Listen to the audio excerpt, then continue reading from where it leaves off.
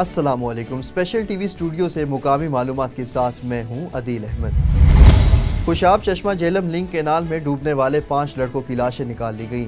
2 روز قبل چشمہ Jhelum link canal میں 10 نوجوان کشتی میں سوار ہو کر گئے تھے۔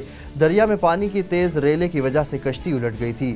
ریسکیو ذرائع کے مطابق واقعے کی اطلاع ملتے ہی ریسکیو آپریشن کیا گیا اور 4 نوجوانوں کو بچا لیا گیا تھا، جبکہ 6 کی تلاش جاری تھی۔ ریسکیو ذرائع نے بتایا کہ 2 روز کی محنت کے بعد چشمہ جہلم لنک کینال میں ڈوبنے والے 5 لڑکوں کی لاشیں نکال لی گئیں اور 1 نوجوان کی تلاش جاری ہے۔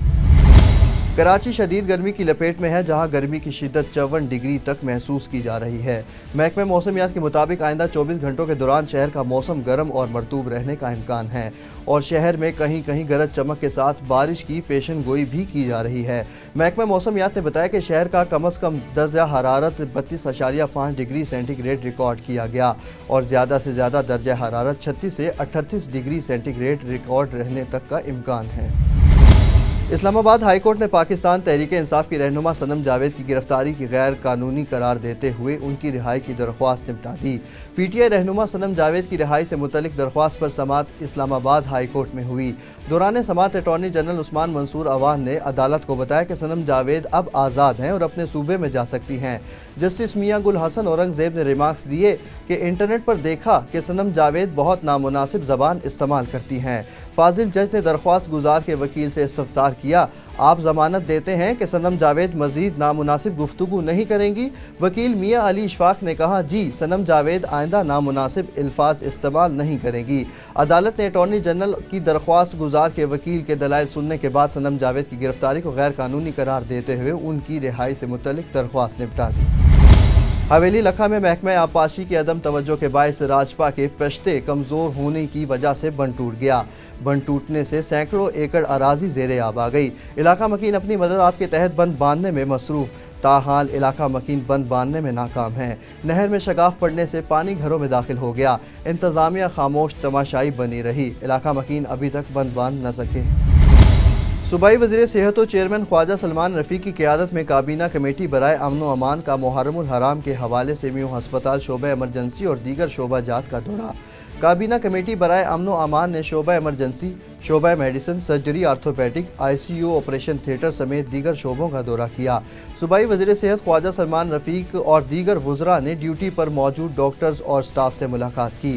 ایمرجنسی کی صورت میں شعبہ ایمرجنسی میں 40 سے زائد بیڈز مختص کر دیے گئے ہیں۔ خواجہ سلمان رفیق نے کہا، ایمرجنسی کی صورت میں میو ہسپتال انتظامیہ اور کنگ ایڈورڈ کی تمام فیکلٹی موجود ہے۔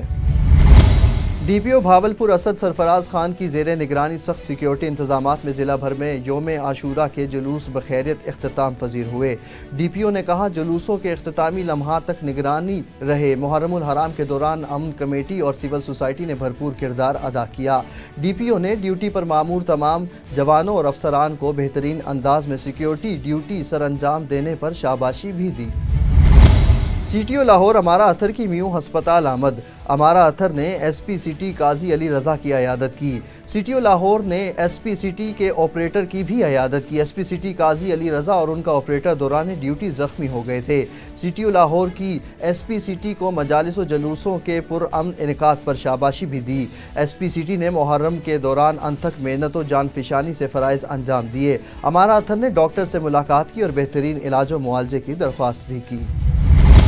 چانگا مانگا میں ایک شخص نے فائر مار کر شہری کو شدید زخمی کر دیا، جس کی وجہ سے شہری کی ایک ٹانگ کی ہڈیاں مکمل طور پر فریکچر ہو گئی۔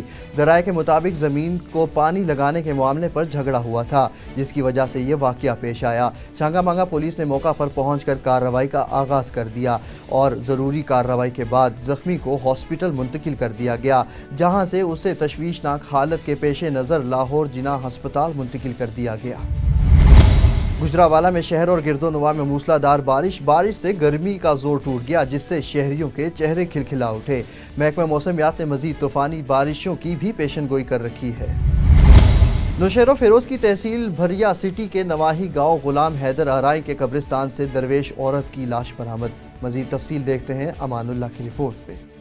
नौशहर फिरोज की तहसील बिरिया सिटी के नवाही गांव गुलाम हैदर आराई के कब्रिस्तान से लावारिस औरत की लाश बरामद। गांव के रहने वालों ने बताया कि ये बुढ़िया तकरीबन 15 दिनों से इस कब्रिस्तान में रह रही थी। गांव वालों ने बताया कि लाश लावारिस हालत में पड़ी है। हॉस्पिटल इंतजामिया और पुलिस को इतला करने के बावजूद अब तक कोई भी अदारा लाश उठाने नहीं पहुंचा। Amanullah, district reporter, special TV news, Nowshahr Firoz.